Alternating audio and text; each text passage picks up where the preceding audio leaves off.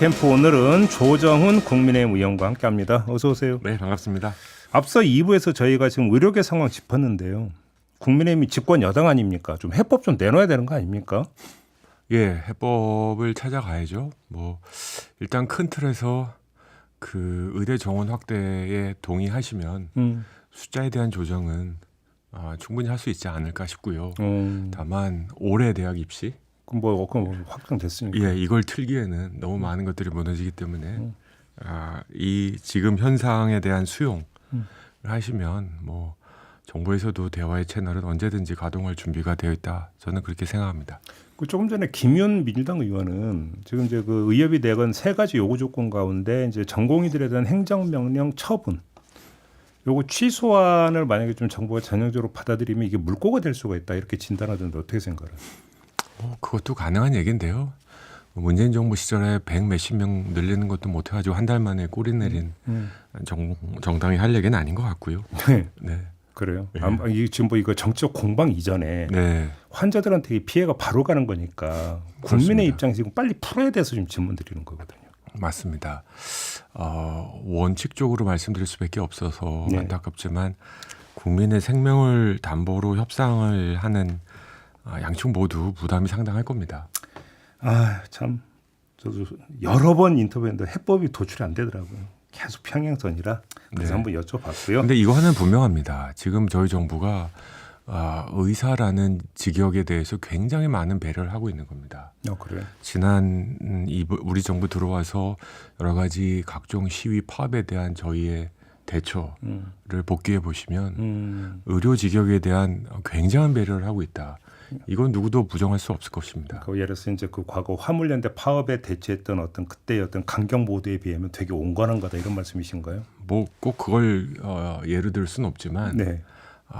의사분들이 우리 사회에 큰 기여를 했고 네. 또 코로나를 거치면서 많은 고생했다는 걸 다 감안하게 있다라는 말씀드립니다. 알겠습니다. 당내 문제로 좀 넘어가죠. 그나저나 이제 백서발간 관련 한동훈 전 위원장은 결국 못 만나신 거죠? 곧 출마를 하시면 네. 여의도에서 배울 수는 있겠죠. 백서 발간을 위한 면담은 불발된 거고 용산은 어떻게 됐어요? 용산은 진행 중입니다. 면담 되고 있습니까? 그 내용이 담겼나 안 담겼나는 아마 백서가 나오면 자세히 보실 수 있을 것 같고요. 알겠습니다. 예.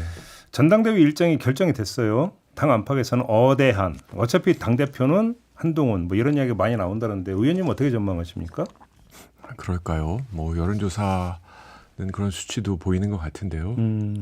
저희는 안 그랬으면 좋겠습니다. 그건 무슨 말씀이세요? 민주당의 어제인가요? 민주당이 당원 개정했죠. 했어요. 네, 그래서 이제 이재명 대표 재선 재임이 가능하고 거의 일방적인 프로세스가 될 것 같은데 저희는 민주정당임을 좀 보여줬으면 좋겠습니다. 앞으로 우리가 총선 패배를 이렇게 처절하게 당했는데 어떤 개혁안과 어떤 방법으로 우리 당이 다시 이길 수 있는 정당으로 만들 수 있을지 초선이시든 원외에 계시든 다선 중진이든 네.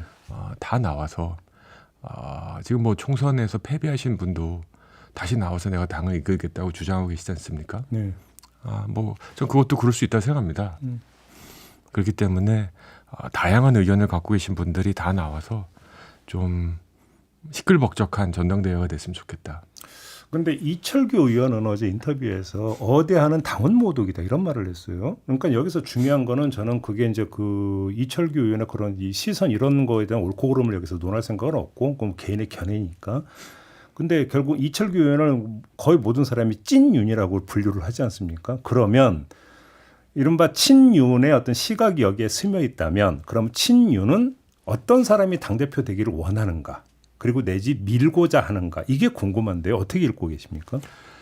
첫째, 저는 대통령실은 이번에 전당대회 개입 절대 안 하실 거다. 그렇게 보세요? 네. 학습 효과가 있기 때문에. 김기현 대표 때 얘기 말씀하시는 겁니까? 어쨌든 예. 그래서 친윤이 꼭 대통령실의 의중을 받아서 움직이는 대리인들이다 이렇게 말할 수는 없다고 생각합니다. 네네네. 두 번째, 저도 이제 원내 의총을 다니면서 여러 얘기를 나누는데 최소한 원내에서의 분위기는 어대한 느끼기 어렵습니다. 그렇습니까? 네, 저는 그렇게 생각합니다. 제가 왕따가 아닌 한 그렇게 생각하지는 않습니다만. 그럼 원내는 누구를 선호하고 있는 겁니까? 지금 읽으신 기류는 어떻습니까? 뭐 진짜로 많은 분들이 나와서 초선이든 중진이든 다 나와서 우리 당을 위한 개혁을 논하는 예. 진짜 허심탄회하게 논하는 장을 만들어 보자. 그러니까 어대한이라는 어차피 이거 아니야? 대선 정해진 거 아니야? 라고 하면서 저는 한동훈 전 비대위원장의 출마의 자유를 인정하면서도 예. 한 가지 분명하게 경고하고 싶은 건 한동훈 아니면 절대 안 된다라고 여론을 만들어가는 사람들이 있습니다. 이 사람들은 정말 해당 행위를 하고 있다고 생각합니다. 절대로 그래서는 안 됩니다. 만들어가는 사람이 누군데요? 뭐 실명을 거론할 수는 없습니다만 예. 뒤에서 언론 플레이하고 있다는 말씀이십니까? 언론 인터뷰에 나오셔서 한동훈 아니면 우리 당은 절대로 안 된다. 뭐 이런 얘기. 한동훈 대표는 완전히 무오하다. 어떤 오류도 없는 사람이다. 인간으로서 그럴 수 없고요. 예. 본인의 책임을 졌기 때문에 사퇴한 거 아니겠습니까? 그래서 그럼에도 불구하고 출마의 자유 인정하는 것 동시에 다른 분들 나오는 거를 절대로 막는 여론을 만들어서는 안 된다. 알겠습니다. 그럼 마지막으로 그럼에도 불구하고 한동훈 전 위원장이 당대표가 됐다고 한번 가정을 해보면 당정 관계가 어떻게 될 거라고 전망을 하세요? 글쎄요. 당정 관계가 쉽게 말하면 이제 어떤 윤석열 대통령과의 관계 얘기인데 본인의 학에 달렸다라는 생각을 합니다. 예. 아직까지 대통령이 제안한 식사 제안을 뭐 진행하지 않은 걸로 알고 있는데 식사했다는 얘기는 없죠. 그렇죠. 예. 네. 저는 본인이 풀어야 될 숙제일 거라고 생각하고요. 여당의 당 대표이기 때문에 예. 야당의 당 대표와는 역할과 위상과 이게 다르다. 따라서 전당대회에 만약에 나온다면 이 질문을 한번 여러 번 받겠죠. 어떻게 풀어갈 예정이냐. 그러겠죠. 네. 뭐 지금 현안이 되고 있는 각종 특검 어떻게 할 것이냐. 그렇죠. 이거에 대한 질문에 대한 답변을 보고 우리 당원들이 판단하지 않을까요? 근데 선택적 SNS 활동을 하던데 이런 거에 대해서는 발언을 안 하는 건 어떻게 평가하십니까?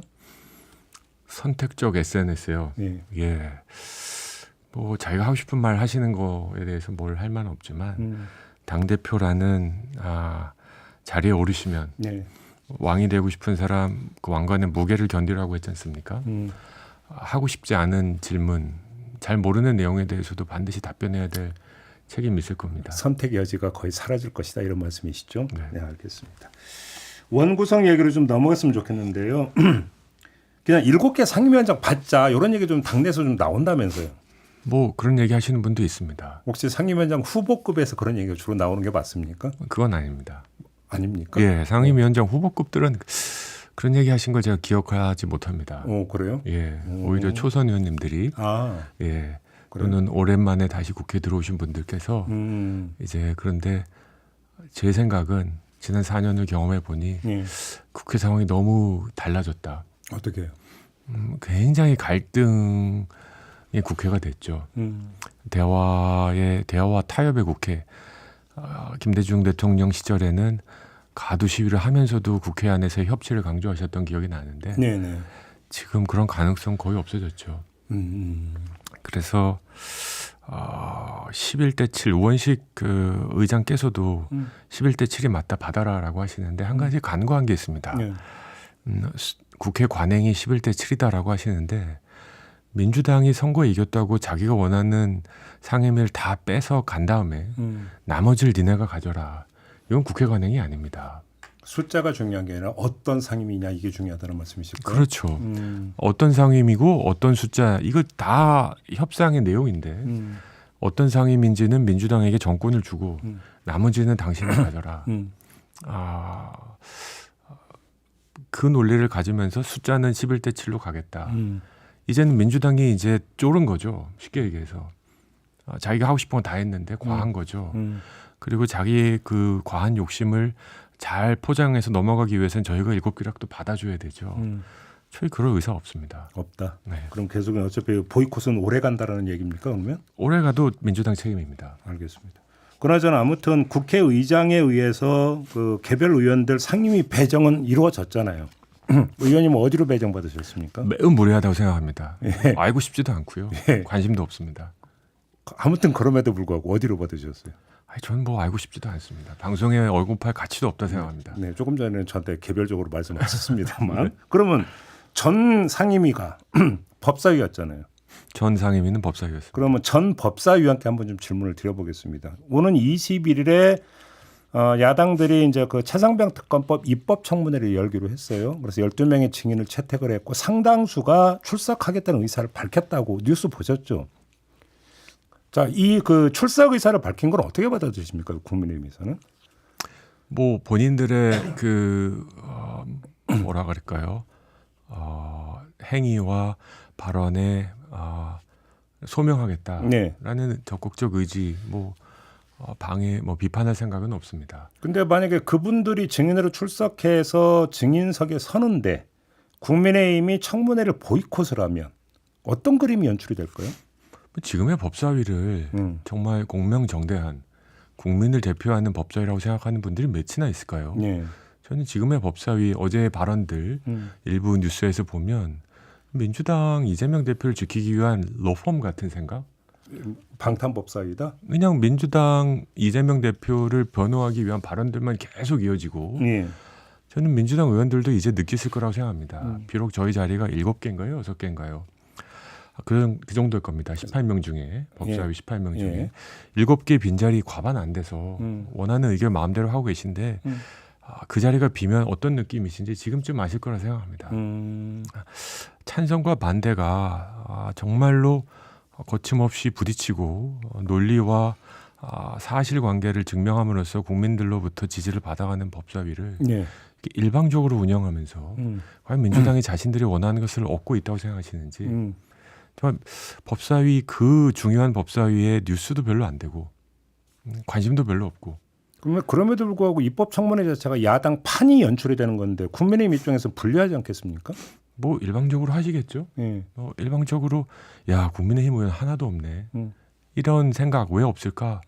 민주당이 마음대로 배정했구나. 저희 의원 중에 누가 법사위 간다고 동의했습니까?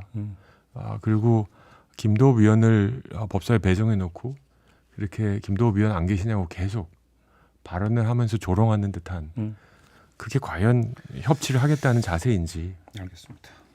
지금 그 이재명 사법파괴 저지 특위를 꾸렸죠, 국민의힘에서. 그러니까 주로 활동 내용이 어떻게 되는 겁니까? 이재명 대표가 지금 여러 가지 발언들을 통해서 검찰과 사법부를 모욕하고 있습니다. 예. 언론도 모욕하는 발언 더 잘 아시리라고 짐작하는데요. 애완견 발언 말씀하시는 거죠? 그렇습니다. 예. 그래서 저희의 중심은 민생이 많습니다. 어제 저도 최저임금의 직종별 구분을 놓고 세미나를 열고 법안도 발의하는데요. 그런 민생의 것들을 하나씩 챙기는 게 집권 여당으로서의 책임은 맞지만 네. 이재명 대표가 하는 모양을 보니 정말 대한민국 사법 체계를 본인의 생존을 위해서 거침없이 파괴하고 있다. 이거에 대해서 알릴 것들은 알리고 저희가 해야 될 것들은 해야 되겠다. 해서 아마 지난주에 특별한 특위를 추가하기로 결정을 했습니다. 지금 근데 이제 사법파괴 저지 특위잖아요. 저지의 방법은 홍보입니까? 그러면 여론전입니까? 저희가 사법부가 아니기 때문에 예. 사법부를 도와주겠다라고 하는 건 이제 헌법적 정신에 위반되는 거고요. 도와주는 것도 문제가 될 수 있죠. 그렇죠. 예. 도와주면 안 되고 방해해서도 안 되고 네. 비판해서도 안 되죠. 그 작년인가요? 이재명 대표가 구속영장 기각했을 때 저희가 비판을 하니까 법원의 판결을 절대로 비판하면 안 된다 이런 발언한 적이 있습니다. 제가 그 워딩도 찾아서 읽어드릴 수 있는데 네. 지금에 와서는 엄청나게 비판하고 있습니다. 이런 선택적 관용, 선택적 관용일 정말 전 참을 수가 없습니다. 이런 것들을 국민들이 보시고 여러분들이 알고 계신 이재명 대표가 이런 사람입니다. 라는 거는 국민들에게 알려야겠다 싶습니다. 그 조금 전에 최저임금 얘기를 잠깐 하셨는데 지금 그러면 업종별 차등 적용으로 가야 된다 이렇게 생각을 하시는 거예요? 네, 지금 현행법상에도 예. 최저임금법을 보시면 업종별로 다르게 구분해서 최저임금을 둘 수 있다. 예. 그리고 ILO 국제노동기구에서도 지역별, 업종별 차등화를 허용합니다. 근데 우리가 88년 최저임금을 도입한 일을 한 번 해봤습니다. 지금 어제 모인 많은 소상공인분들, 자영업자분들이 이제 업종별로 좀 구분을 해서 네. 올릴 땐 더 올리고 낮춰야 될 땐 좀 낮추자라는 제안이 이제 현실적이라고 생각합니다. 그래요. 그래서 우리 정부가 최저임금의 단일화와 최저임금을 구분하는 정책을 심각하게 한번 고민하자. 지금 강력하게 주장하고 있습니다. 혹시 그게 지금 의원님 개인 생각이십니까? 아니면 정부 기류도 좀 그쪽으로 흐르고 있는 겁니까? 어떤 겁니까? 정부에서도 많은 고민하는 것으로 알고 있습니다. 그래요? 어제 마침 추경호 원내대표도 참석하셨고요. 예. 중진 의원 여러분들이 참석하셔서 힘을 실어주셨습니다. 저희는 이것을 계속 추진해서 네. 과연 이 상황이 됐을 때 최저임금이 로 인해서 지금 최저임금이 이렇게 속절없이 높이고 정말 예외 없이 적용하는 바람에 최저임금과 최저임금 이하로 근로하는 노동자의 숫자가 OECD에서 두 번째로 높습니다. 근데 만약에 이게 하면은 노동계 반발이 극심할 텐데요. 왜 극심하실까요? 아니 그다음에 또 한 가지 일정 부분은 더 올라가고 예. 일정 부분은 더 내려갑니다. 또 이런 얘기 이제 그 전에도 나온 바가 있었거든요. 그러면 예를 들어서 최저임금이 낮은 분야에서 누가 일하려고 하겠냐? 높은 데로 다 찾아가지. 인력 수급이 되겠느냐? 이런 얘기도 좀 나오지 않았습니까? 그럼 좋죠. 좋다고요? 네, 어떤 점에? 그쪽 분야가 지금 사람을 먹고 해서 안달이지 않습니까? 그래서 인력이 더 필요하고 더 생산성이 있는 부분에 사람들이 더 많이 가서 지금은 여기 일하나 좀 쉬운 곳이나 어려운 곳이나 다 임금이 똑같기 때문에 굳이 어려운 곳 갈 필요가 없지 그럼 않습니까? 빠져나가는 분야는 그럼 어떻게 해요? 그 분야는 경쟁력 차원에서 정리를 해봐야겠죠. 과연 정리를 해버린다고? 예. 시장 정리까지 가는 겁니까 그러면? 아닙니다. 자, 사람이 더 필요하고 돈을 뭐 500원, 1000원 시급 말하는 겁니다. 네. 더 줄 의사가 있는 그 곳에는 최저임금을 조금 올릴 수도 있다고 합니다. 네. 하지만 생산성 면에서나 여러 가지 면에서나 지금 이 임금을 줘서는 소상공인들, 고용주가 지탱할 수 없는 상황에 있는 업이 분명히 있지 않습니까? 이 분야에 대해서는 최저임금을 좀 현실화시켜 드리면 알겠습니다. 저는 충분히 우리 경제가 득이 될 수 있다고 확신합니다. 짧게 시간이 다 돼서 지금 최저임금위원회가 가동되고 있잖아요. 그럼 맞습니다. 이게 당장 내년도부터 적용될 수 있다고 생각하시는 거예요? 예, 저는 어제도 많은 전문가분들은 말씀하셨지만 약간 업종을 두 그룹을 나눠보자. 그래서 최저임금을 약간은 높여야 되는 업종과 지금보다 현실화시켜야 되는 업종으로 나눠서 업종별로 한번 지불 능력을 한번 검토해보자 싶습니다. 알겠습니다. 시간이 다 돼서 여기서 마무리해야 될 것 같네요. 고맙습니다, 의원님. 네, 감사합니다. 조정훈 국민의힘 의원과 함께했습니다.